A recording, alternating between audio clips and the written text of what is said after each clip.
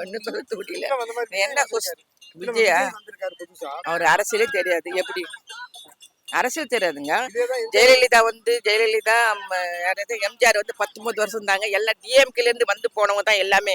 திடீர்னு முளைச்சிட்டார்ல, ஒரே ஒரு வார்டு மெம்பரை நின்று ஜெயிச்சுட்டு காட்டிட்டு வர சொல்லி, அவ்வளவுதான். வேற ஒண்ணும் இல்ல. இல்ல ஸ்டாலின் பழைய ஆள் கிடையாதுங்க. பழைய ஸ்டாலின் புதுசா இப்பதானே வந்தாரு. இல்லங்க அதெல்லாம் ஒண்ணு அது நாலேஜ் வேணும் இல்ல. அரசியலே ஊர்னவருங்க கலைஞர். ஸ்டாலின் அரசியல குழந்தையில இருந்து ஊர்னவரு. அவங்களுக்கு இருக்கிற நாலேஜ் இல்லையா? அவங்களாலே முடியலையே பண்றதுக்கு. இவர் எப்படி முடியும்? சினிமாலோட முடிச்சுட்டு அவ்வளவுதான். சினிமால எழுதி கொடுறாங்க வசனம், அது முடிஞ்சு போச்சு. அவரு கூட இருந்த மெஜாரிட்டி ஆள் ஒரு யார் சொல்லுங்க பார்க்கலாம். ஒரே ஒரு ஆள் கூட கிடையாது. இந்த 3 பேர் புதுசா இப்ப முளைச்ச காலான். அவங்களுக்கு என்னங்க அரசு? அவங்க நினைச்சு ஓட்டு போட முடியுமா? யாரால்? நீங்க யோசிச்சு பாருங்க. எப்படி முடியும்?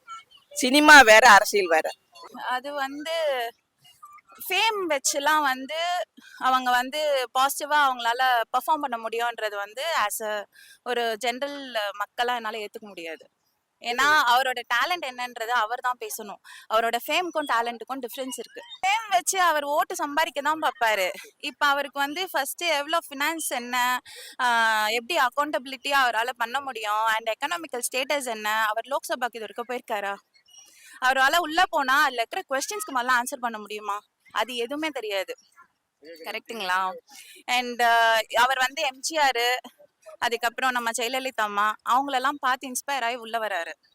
அவங்களுக்கெல்லாம் அதை பத்தின நாலேஜ் இருந்திருக்கும். இவருக்கு எவ்வளவு நாலேஜ் இருக்குன்னு ஃபர்ஸ்ட் மக்கள் கேள்வி கேட்கட்டும், அவர் பதில் சொல்லட்டும், அதுக்கப்புறமா நம்ம பார்க்கலாம். ஏன்னா அவரோட பேசிக் நாலேஜ் என்னன்னு தெரியாம வெறும் பேசிக்ஸ் வச்சு நம்ம அவர் ஃபேம் இருக்கு அப்படின்றதுக்காக எல்லாரும் போய் போடலாம். மோஸ்ட் ஆஃப் த ஓட்டு அவங்க எப்படி எடுப்பாங்க அப்படின்னு பாத்தீங்கன்னா என்னோட இதுபடி, ஏன்னா நான் மிடில் ஏஜ்ல இருக்கிற ஒரு கேட்டகரி. ஸோ நம்ம அவரோட படத்தை பார்த்துருப்போம், இதை பார்த்துருப்போம். ஸோ விஜய் அண்ணா அப்படின்னு ஒரு டீம் சுத்தம்ல, தளபதின்ட்டு, அந்த டீம்ல இருந்து தான் ஓட்டு பிரிப்பாங்க. அப்படி இல்லைன்னா காலேஜ் ஸ்டூடெண்ட்ஸ். ஸோ காலேஜ் ஸ்டூடெண்ட்ஸ்க்கும் பொலிட்டிக்கல் பற்றி பெருசாக தெரியுமான்னு தெரியல. ஸோ ஒரு டீமாக ஜாயின் பண்ணி அதில் ஓட்டு வாங்க பார்க்கலாமே வழிய இது பாசிட்டிவிட்டி கொண்டு போகுமானா தெரியாது. லைக் இதனால எவ்வளோ இம்பாக்ட் இருக்கும்ன்றது ஷுவராக சொல்ல முடியாது. கொஞ்சம் கூட பாதிப்பு ஏற்படாது. ஏன்னா எல்லாரும் சொல்ற மாதிரி தற்குறிகள்ங்கிறது நிறைய, எல்லா கட்சியிலையும் தற்குறிகள் இருக்காங்க. அது அந்த வார்த்தைகளை நம்ம யூஸ் பண்ண வேண்டாம். ஆனா அனுபவம் இல்லாதவர்கள், சுத்தமா அனுபவம் இல்லாதவர்கள். ஏன்னா இவர் பேப்பர்ல எழுதி வச்சுட்டு படிக்கிறாரு. ஆனா உதயநிதியோ ஸ்டாலினோ இல்ல கலைஞரோ அதுக்கு முன்னாடி அண்ணாவோ அந்த கட்சியில் இருந்த பெரிய பெரிய தலைவர்கள் யாருமே பேப்பர்ல எழுதி வச்சுட்டு படித்ததே கிடையாது. ஏன் ஈவன் பேச்சாளர்கள் கூட யாருமே பேப்பர்ல எழுதி வச்சுட்டு படித்தது கிடையாது. 3 மணி நேரம் பேசுவாங்க. தீப்பொறி ஆறுமுகம், துரைமுருகன், கா சுப்பு, ரகுமான் கான் எல்லாருமே 3 மணி நேரம் சாலிடா நின்று மேடையில் நின்று பேசுவாங்க. ஆனா இவங்கெல்லாம் என்ன, இவங்களுக்கு யாருக்கு பேச தெரியும்? செங்கோட்டையனுக்கு பேச தெரியுமா? இல்ல புஷியானந்துக்கு பேச தெரியுமா? இல்ல இப்போ புதுசா வரவங்களுக்குலாம் ஏடிஎம்கேல இருந்து வர்றாங்கல்ல, அவங்களுக்குலாம் பேச தெரியுமா? என்ன பேசணுங்கிறத தெளிவா பேசணும். மக்கள் ரொம்ப தெளிவா இருக்காங்க. ஏன்னா எம்ஜிஆர் டிஎம்கே விட்டு வெளியே போகும்போது 11 மாசம் கழிச்சுதான் கட்சி ஆரம்பிச்சாரு. அவரே பயந்தாரு, திமுகவுக்கு எதிராக நம்ம கட்சி ஆரம்பிக்க பயந்தாரு. ஆனால் திண்டுக்கல் தொகுதியில எம்பி தொகுதியில வெற்றி பெறும் போது அவருக்கு அப்பதான் தன்னம்பிக்கை வந்தது. அது வரைக்கும் தன்னம்பிக்கை இல்லாம இருந்தது. ஆனா இவர் ஓவர் கான்பிடன்ஸ்ல ஆடிட்டு இருக்காரு. யாரு? Vijay, Joseph Vijay over confidence ஆடிட்டு இருக்காரு. இவர் சினிமா நடிகர். ஆனா எம்ஜி ராமச்சந்திரன், சிவாஜி கணேசன், எஸ் ராஜேந்திரன், ராமசாமி இவங்க எல்லாருமே திமுகவுல அடிமட்ட தொண்டர்கள் இருந்து வெளியே வந்தவங்க. அதனால அவங்களுக்கு அரசியல் என்னன்னு தெரியும். இவருக்கு அரசியலே தெரியாது. இவருக்கு தெரிஞ்சது டிஜிட்டல் வேர்ல்டு.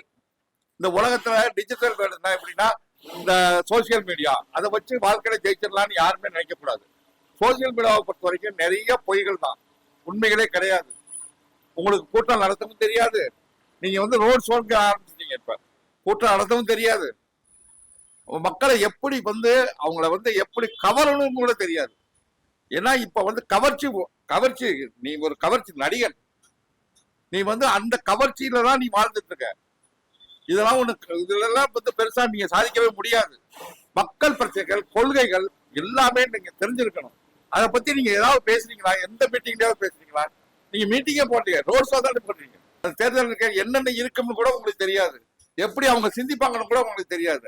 ஆனால் நீங்கள் இதுவரைக்கும் மக்களை கவர்ச்சியா நீங்க நடிகர்ங்கிறதுனால மக்கள் வந்து தன்னால வந்து பார்ப்பாங்க. அவங்களெல்லாம் கூப்பிடுங்கிற அவசியமே கிடையாது. ஆனால் இப்ப வர்ற தேர்தல் அறிக்கையை பார்த்து நீங்க எல்லாம் மிரண்டு போறீங்க.